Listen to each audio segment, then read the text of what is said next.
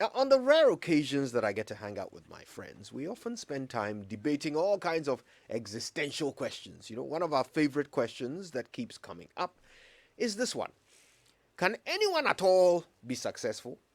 Or are successful people born that way? And clearly, we haven't settled the matter definitively, which is why it keeps coming up. But one thing is clear: successful people have certain things in common. Now, after years of reading about and meeting successful people, I think I've figured out the single thing that they all have in common. They never give up. They never give up.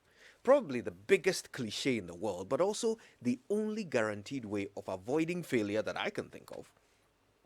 There are so many stories and testimonies, and they all illustrate the fact that the perseverance of man results in success. And whether you were born with the genetic traits of success or you were just working hard to make it in life, sometimes you just need to hear that one story which resonates sufficiently with you to flip that switch in your mind and make you decide once and for all to never give up in your pursuit of success.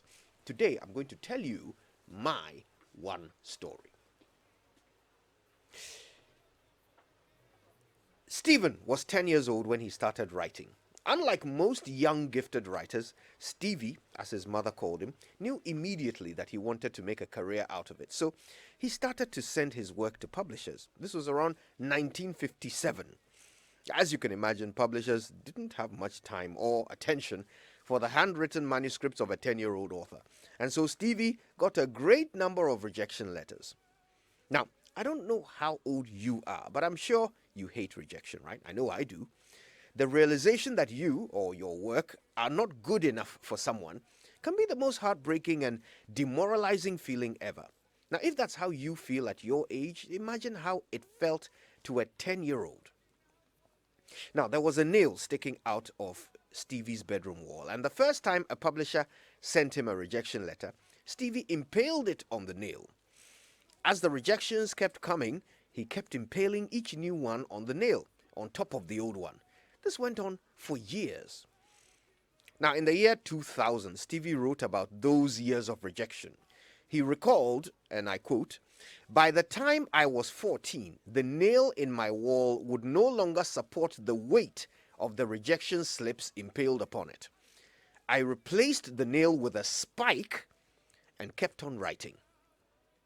Today, that determined, persistent young author, Stevie, is known to you and I as Stephen King, author of 55 novels and over 200 short stories.